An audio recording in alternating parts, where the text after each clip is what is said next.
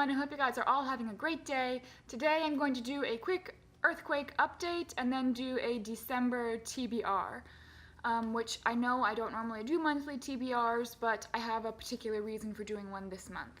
If you don't want to listen to the earthquake bit of this video, feel free to skip forward a few minutes to the TBR section where I actually talk about books on my BookTube channel. So I'll just get started. At 8:30 in the morning on Friday, there was a pretty massive earthquake just north of Anchorage. I live in a small town just north of Anchorage, so it was fairly destructive. There are several big sinkholes in Anchorage, and then on the highways outside of Anchorage, several roads are just destroyed.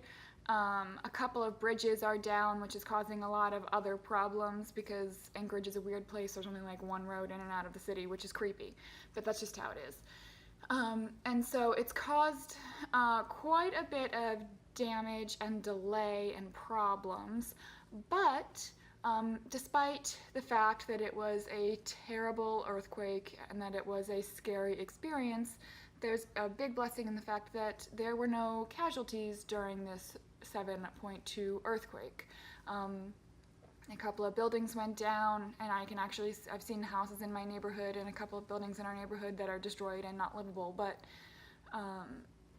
but the people were okay. So I'll just go through my day real quickly on Friday. We were going to go on a field trip with my 5th graders. Actually, the whole elementary school was going to go on a field trip into Anchorage. And I was in the midst of telling my students that they needed to bring their coats on their field trip because the buses could break down, you know, anything can happen. And then after those words came out of my mouth, the earthquake started.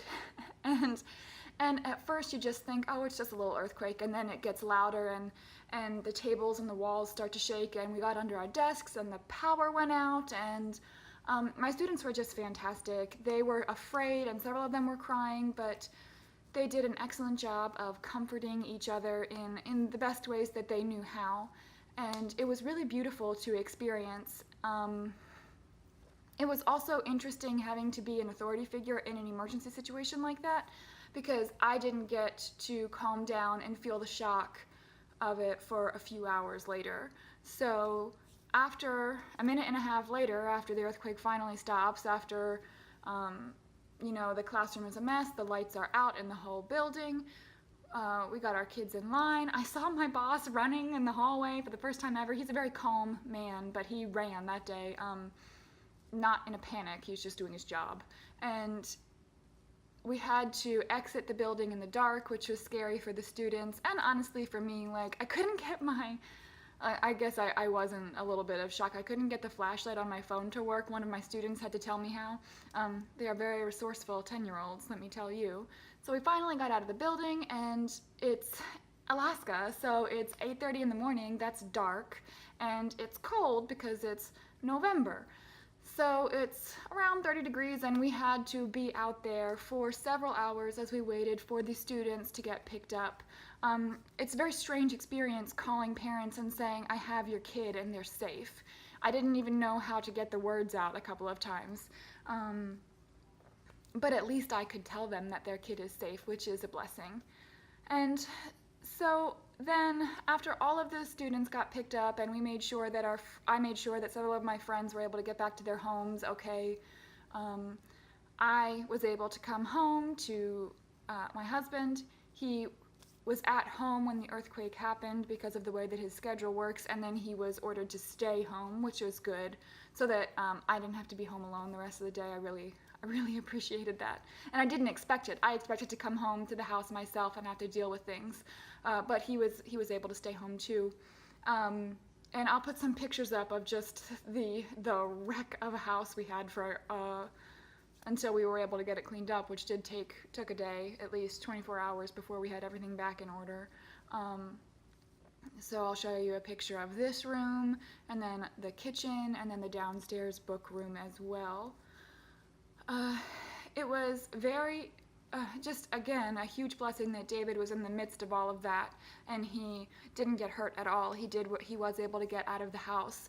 Not out any of the regular doors. The front door is damaged from the earthquake. We can't get in and out. The garage at the time was the electricity was out, so he couldn't get out through the garage. So the earthquake lasted long enough for him to go through 3 doors before he could finally exit the building. And but he made it out. He didn't get knocked in the head by anything that was falling. And then when I got home, we worked on just continuing to try and clean things up. Our heat is still out. We have a fireplace over here, and then we borrowed a space heater from a friend, and we are keeping the heat on in our garage to continue to try and heat the house. So things are still a little crazy, but we were able to we were given Monday off work, and then possibly Tuesday. I know that I'm going in on Tuesday tomorrow to get my classroom in order, and then David is probably going into work because he has a couple of things that he needs to take care of as well. But just overall, it was the scariest experience of my life so far, and I've lived a relatively quiet life. I know that most of the people up here are not going to be able to say that, but for me, it was the scariest experience of my life thus far. I have never before been in a situation where my life was actually in danger, and I was aware of it. When the world is shaking around you, you know what's happening, and you know the potential destruction that could happen. And so I just wanted to share one more thing, something that has given me a lot of peace as we are still being riddled with aftershocks, is a Bible verse from Isaiah 54. Though the mountains move and the hills shake, my love will not be removed from you, and my covenant of peace will not be shaken. And that is something that has continued to come into my mind when I need it the most. Even if the worst had happened, I still have a hope and a peace. So that's my spiel on the earthquake. It was an amazing experience, and I'm still not really calmed down from it. But it is December, okay, friends? It is the end of 2018, and I set some reading goals for myself in 2018. I wanted to read 40 books by the end of the year, and I have succeeded. I have read 47 books, which means I have 3 books before I reach 50, which was my actual real goal for myself, but I was too afraid to put that on Goodreads, so I put 40 on there, which is lame, I know, but it's just the truth, and I can be honest with you, right? So I will be honest and say that I have 3 books left to read, and I have 2 of them picked out. I am currently reading The Wife Between Us, which is a mystery thriller about a love triangle, basically. It's very interesting and entertaining so far. I have a lot of theories about what might be happening next, but I do know, I wasn't actually planning on reading this anytime soon, but I saw a pretty good review on it from a booktuber that I trust when it comes to mystery thrillers. So she inspired me to give this book a try, that it would be well worth my time, and so I'm excited to see what the twist is. I'm trying really hard to track all my thoughts on it and see if I can figure it out. The other book that I have picked out is Perelandra by C.S. Lewis. This is the second book in C.S. Lewis's space trilogy, which is an interesting little series. I read the first book, Out of the Silent Planet, which was really fascinating. It's about a guy who travels to, I don't know, some other planet, I can't even remember right now. And in typical C.S. Lewis fashion, this is an allegory for aspects of our universe. And it's fascinating as an allegory. But that allegory aspect doesn't really pick up until the end. So for the majority of this short little book, I was incredibly bored. I will be honest with you and say that Out of the Silent Planet is one of the most boring books on space travel I have ever read.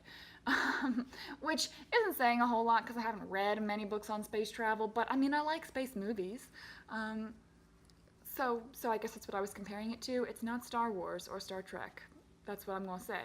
However, this series is my husband's favorite. He especially, and particularly, one of his favorite books of all time is That Hideous Strength the third book in the series, and whenever I ask him, David, what book do you recommend for me? He says That Hideous Strength. I feel like since he constantly recommends That Hideous Strength to me, I should give the second book in the series a try so that I can then read the last book in the series and just see whether he's right or not. Is it really that amazing of a book? And just so that I can share in his enjoyment of a story too, which I think is something that he and I have in common, and I want to enjoy that. You know what I mean? You know what I mean. So, if I read The Wife Between Us and Paralandra, that will get me up to 49 books this year. I do not have the 50th book picked out. So, my request from you is to make suggestions. Do you have any books in mind that I just need to read by the end of this year? I honestly have zero thoughts on what my last book should be. If so, I would love to hear what you have to say. I would just love it if you could leave some comments below and give me some recommendations, and I will sift through those comments and pick one of your recommendations, hopefully. So I hope you all have a wonderful day today. If you have any questions about the earthquake, please feel free to ask, and I will answer them if I can. And definitely leave your comments down below. I hope you guys all have a great day. Thanks. Bye.